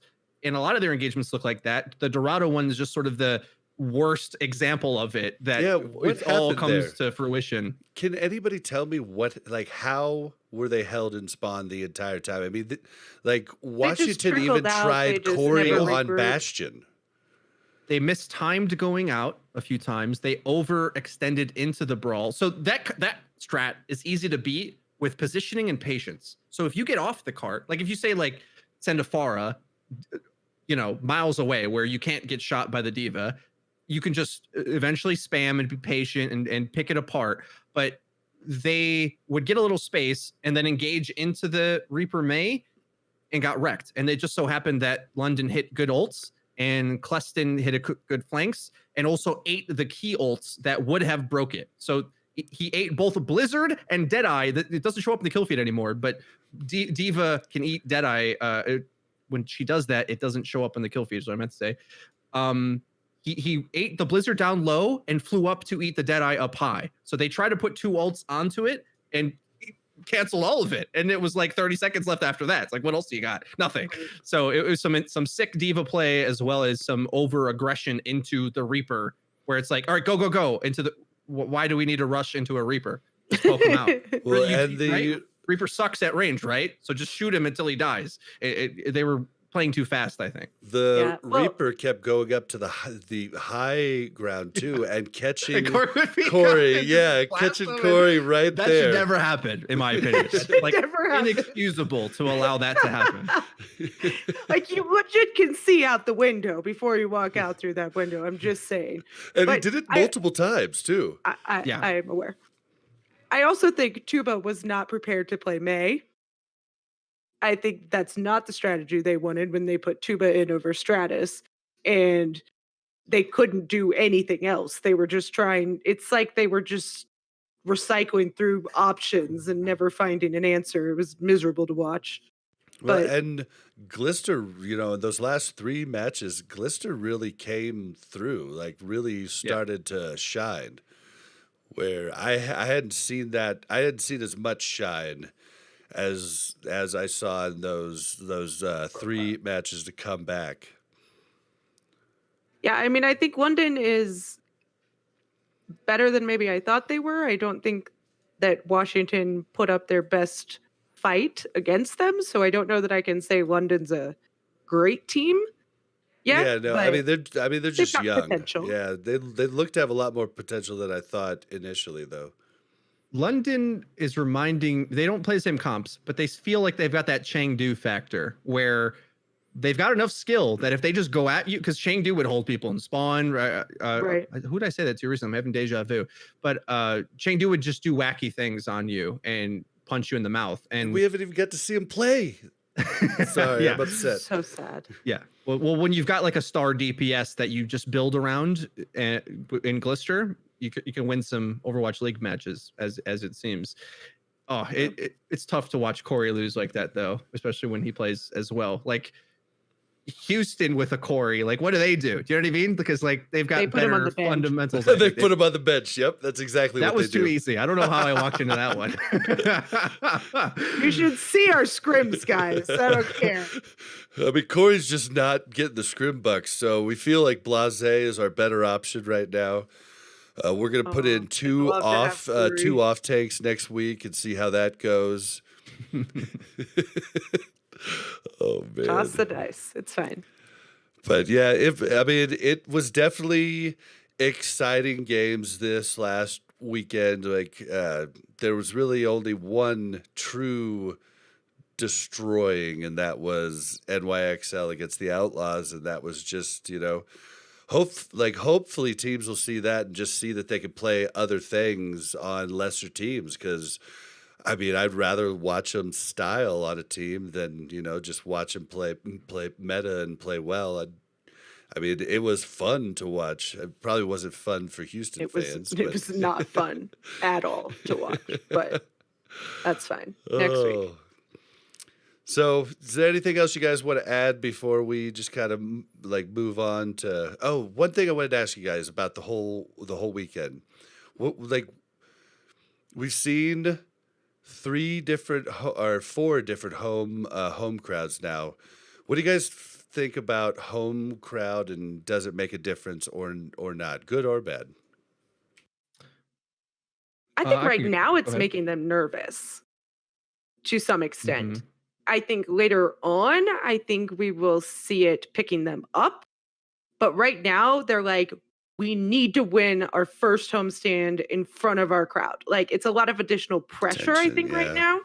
And it's not just their game, right? So I think that makes it a little different, right? Like, you have the home crowd there for all the other games. And I know they're definitely louder for the home team, but it's not like you go in, play one match, and you're done. It's like you kind of wait around for a little bit, hyping yourself up here in the crowd. And like, I don't know. I feel like it makes them more anxious right now, but I do think it will have an impact later. Something that Poco said in the mic check kind of hit me. He was talking about the lights and how they were bothering him, right? I thought to Yeah, I myself, saw it 4 times. oh, well, they used to have the same lighting every, like, week in, week out, and they used to have the same conditions week in, week out. And now I think just the traveling is hitting all of the teams, like, in many different ways, you know, like the amount you have to travel, like where you're staying at, like these could all be like factors that could really kind of change the way the game goes. I don't know how I feel about it yet. And then maybe when enough time has passed, the home teams can have their preferred settings on that kind of thing, right? Where Oko can have the lights exactly where he wants them, so it's not bothering him. Stage lights are really annoying, by the way. Like I don't know if any viewers know what that's like, but to perform anything with a light on you is just obnoxious. It's annoying, and all performance happens that way because you have to see the thing that you're doing. So I definitely Usually makes it that. better. Yeah, actually be able to see it. Yeah, I felt like I was the only person who didn't believe the homestand was like some massive advantage, and so far at least it's pretty clear that it's either no advantage or a disadvantage. I think is the evidence thus far. I don't know if I think that's going to change, but it doesn't really matter what I think. It you know, time will tell with this kind of thing.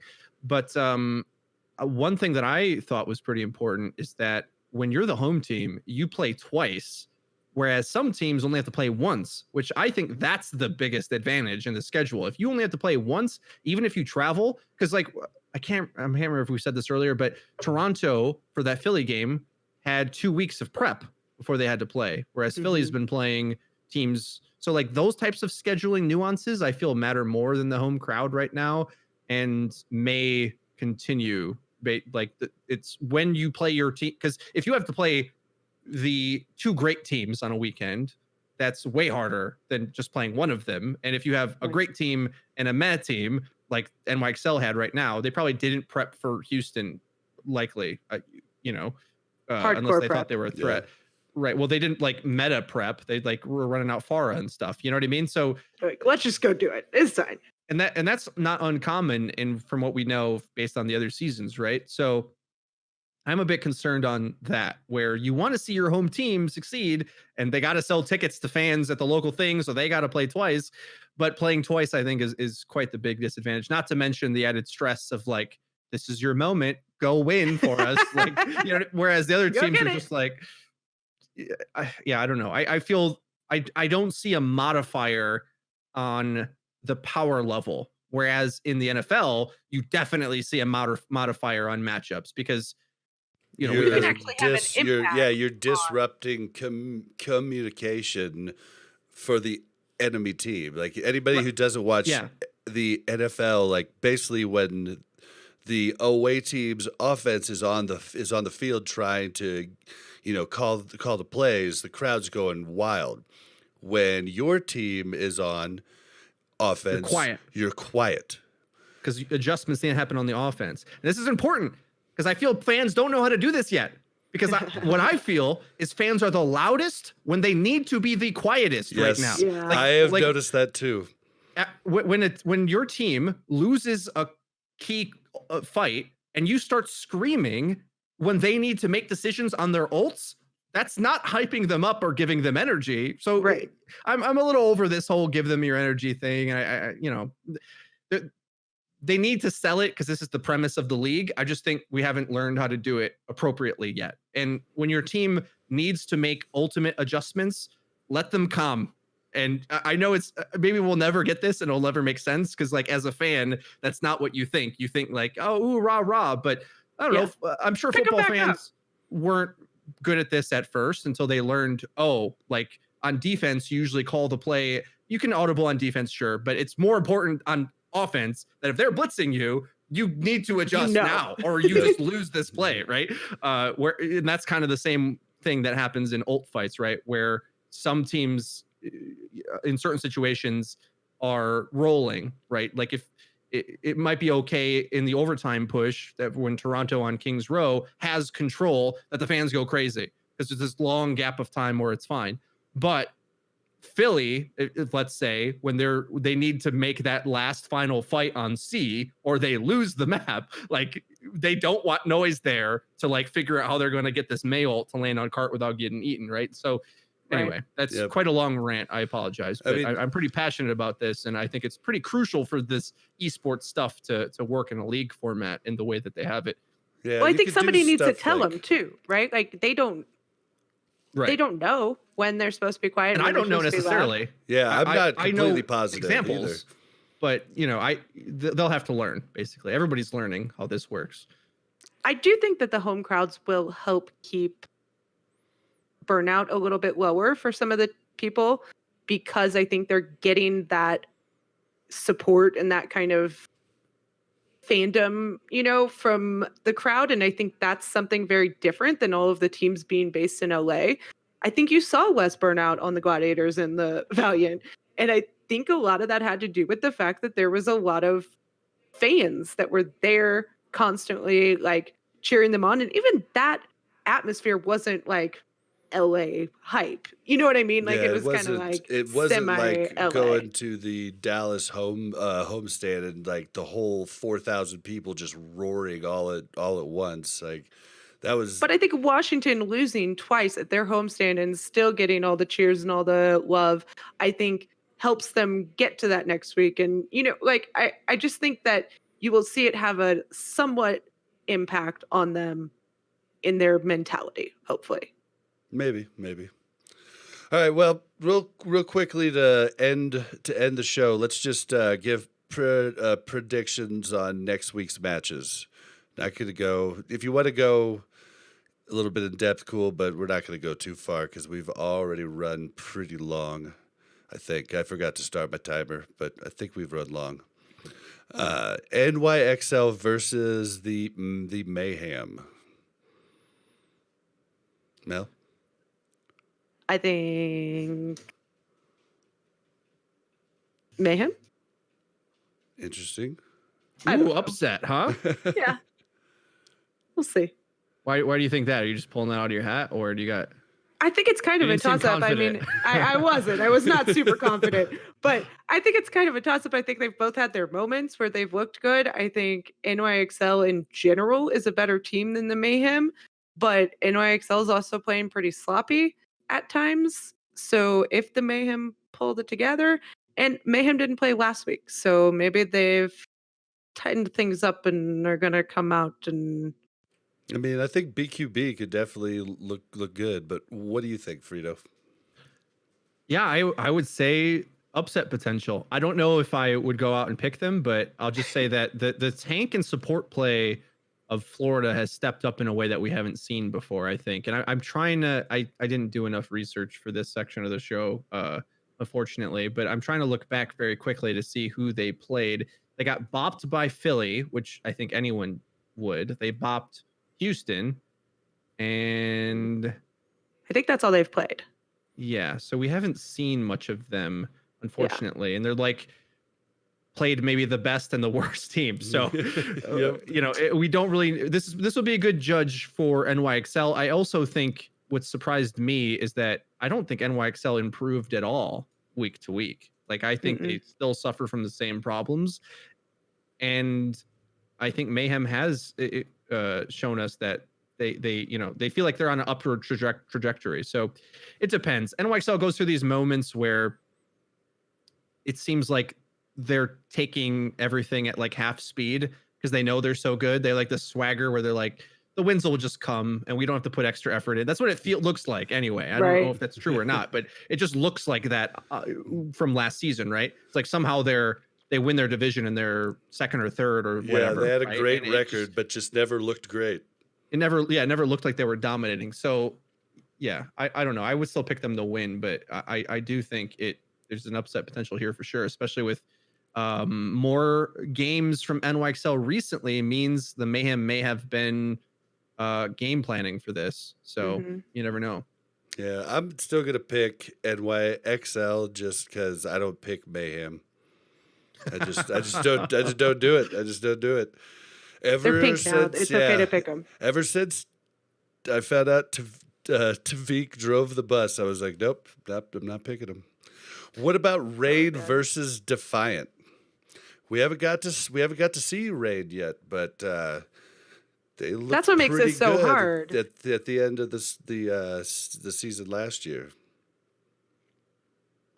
Yeah, it's tough. I think right now the key hero you need to function in the meta is a May player.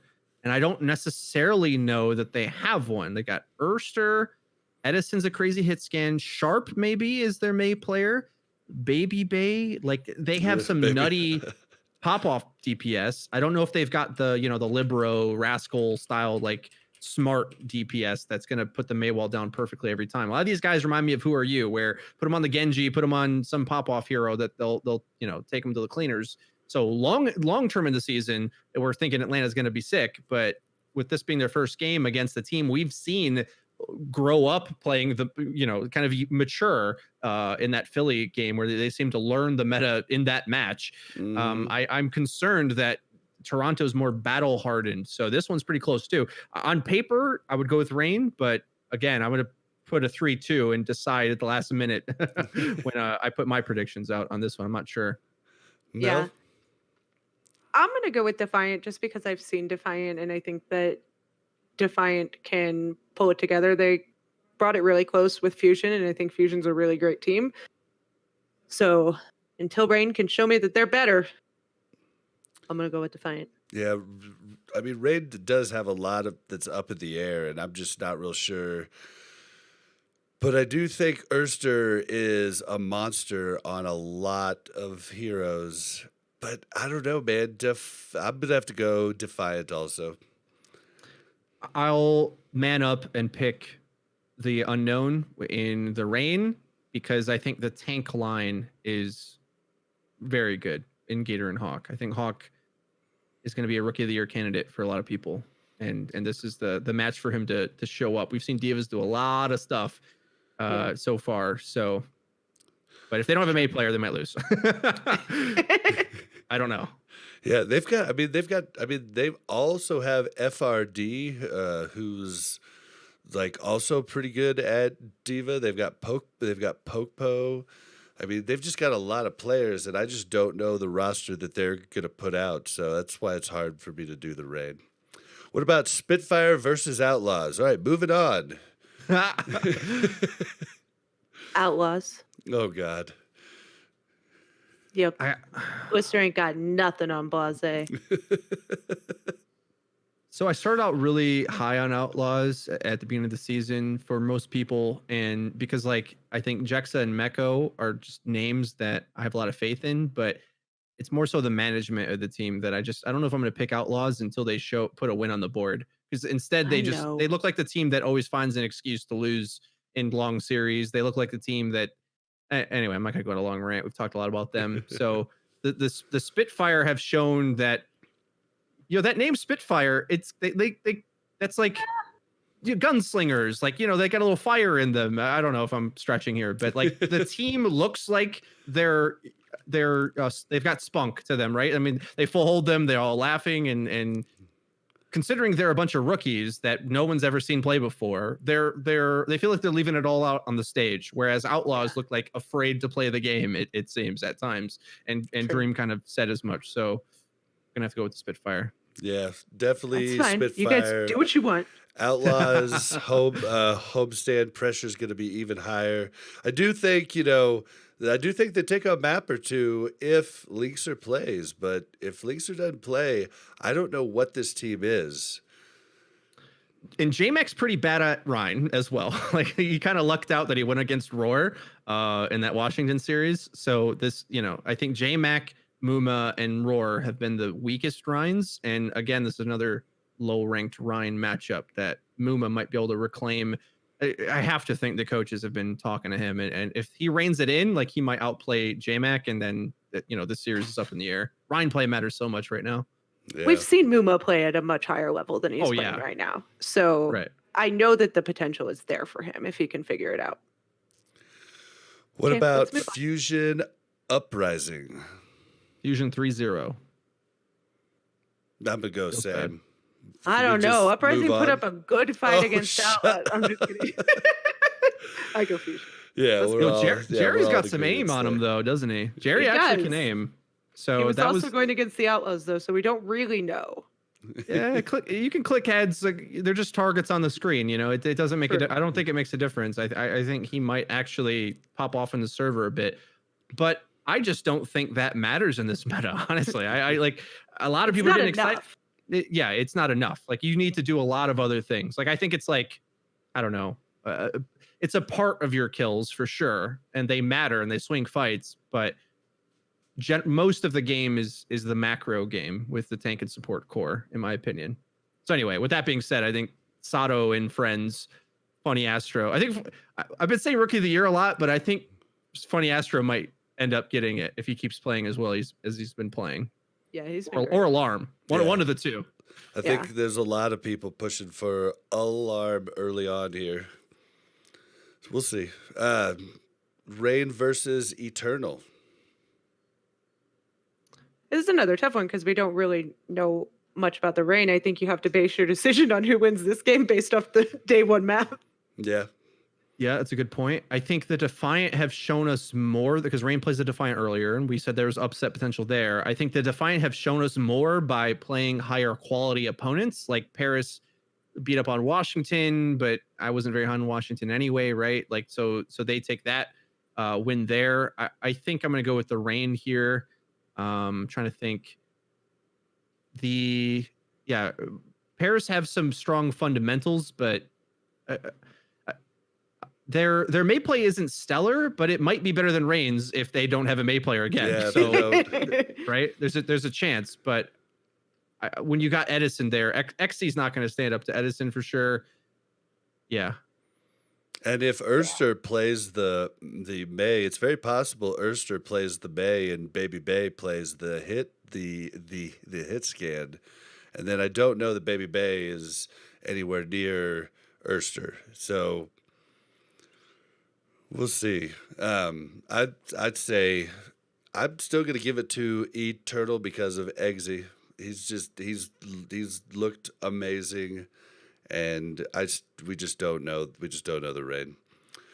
I'll give it to the Rain, but if they really flop against Defiant, I take it back. All right, Spitfire versus Mayhem.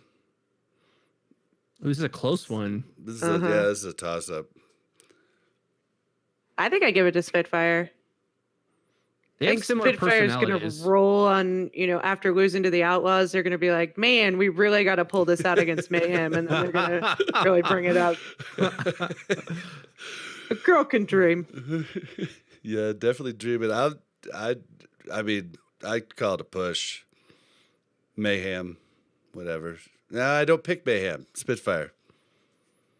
Yeah, it's a 55-45 type matchup to me where these teams are kind of like escaping the bottom. So at any given Sunday kind of situation. Yeah, I think we're high on the Spitfire right now. I'll go with them. Like they had a sick turnaround, but I think both of these teams are really emotional. It feels like where things can go their way and they can look competent, but we've seen the Spitfire get bopped by Paris, right? Where they just get completely shut out of the series and look like they're lost. And then they buckle down and look like they're having fun while getting 2-0'd and then reverse sweep against Washington. So all over the place. Yeah. Defiant Outlaws. Outlaws. Oh my God. The Defiant have proven that Defiant is the team Outlaws wish they could be in many ways to me, because they commit to dive and play it well. And they learned the meta mid-series against Fusion, it felt like. So they got too many looks and just deeper talent overall. And they can definitely do what NYXL did to the Outlaws, where they just come out and just style. Listen, maybe it will motivate the Outlaws to not play a silly meta and just kind of counter them with the heroes that they're good at. You guys don't know. Maybe. This could happen. Maybe. Yeah. My favorite line from Sideshow this last weekend was, it's like they're learning how to play Overwatch right in front of our eyes. Right before our eyes. On map 6. Yeah. If I'm Defiant and I watch that NYXL series, I think I'm like, unless Linkster's on the field, I'm gonna play Agilities on Pharah or Surefour on Pharah or any of these other skilled characters that I don't know if the Outlaws are gonna be able to deal with without the right personnel. So we'll see. I mean, Outlaws has the chance to, change the narrative at their homestand here. Like if they put the work in, these are like beatable teams for them on a good day, but but until they show We that haven't they've seen a good day yet. I get that. Yeah, and I mean, until they show they've grown, I'm not going to pick them. like Defiant can even throw in Logix and just let Logix style on Widow. I mean, there's just so many things that Let's move Defiant on can do. all of the things that they could do, and let's just end with the fact that I think the Outlaws will win. All right, well, 2-0. I mean, Bringing it back. Dreams can happen, I guess. I am Wow. aware. I caught that joke. No, I don't even right. think he meant to do it. No, dreams can happen. When you wish upon a star. Oh my God. Go. All right. Well, that is gonna do for this long episode. But I mean, it was a crazy week. It was really cool.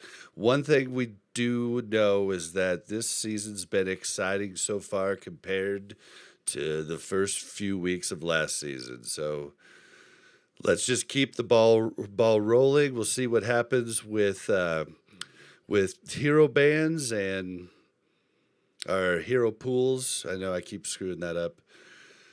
And we're just gonna have to see. There's a lot up in the air, and we're gonna have to see when we get to replay all these matches that are getting canceled. There's just a lot going on. So stay tuned, and we will keep you informed on it all. If you guys want to get in contact with us, you can reach us on Twitter at @OwlRecap. If you want to send us an email, it's contact@owlrecap.com. Catch us live on twitch.tv/OwlRecap. We usually do Monday nights. It kind of varies now, and I don't see that changing with getting different guests on and stuff. So I apologize for that. Follow us on Twitter and you will know when we go live. If you want to join our Discord, it's discord.me/OmnicLab. And I think I'm just going to end. Oh, no, game night. This coming Friday is OmnicLab game night.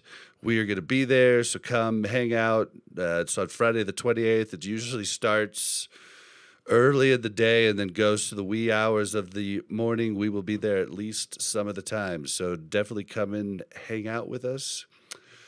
Mel, where can we find you? You can find me on Twitter at MelOverwatch. And Freedo, if anybody doesn't know, where can we find you? I'm the Overwatch guy, but also the Clickheads guy. We've had some success on our second channel covering Project A, and yeah, I've been watching. We plan to continue to do so with more things. Stay tuned to that. I'm just glad to hear Eddie the Chump talking again. You know what I mean? Like, it just feels good to hear his voice. I do not really like that he says this is Eddie. I mean, I want it to be Eddie the Chump. I just loved that. I think I told him that, and he called himself the Chump after that. Oh, okay. All right. Well, I didn't. Good job, Freedo. Good job. Yeah, I haven't caught Don't up let him on lose the everything chump. yet, but I've definitely checked out quite a few on the channel. But we take Bob's feedback very seriously. oh man, I love you. But if you want to find me, you can find me on Twitter at @Blazin_Bob. You can usually find anything I'm doing there. Thanks, guys, for hanging out. Chat was popping off. We're gonna go now. I'm actually tired. Bye. Good show. Thanks for having me on. Thanks for coming. Anytime.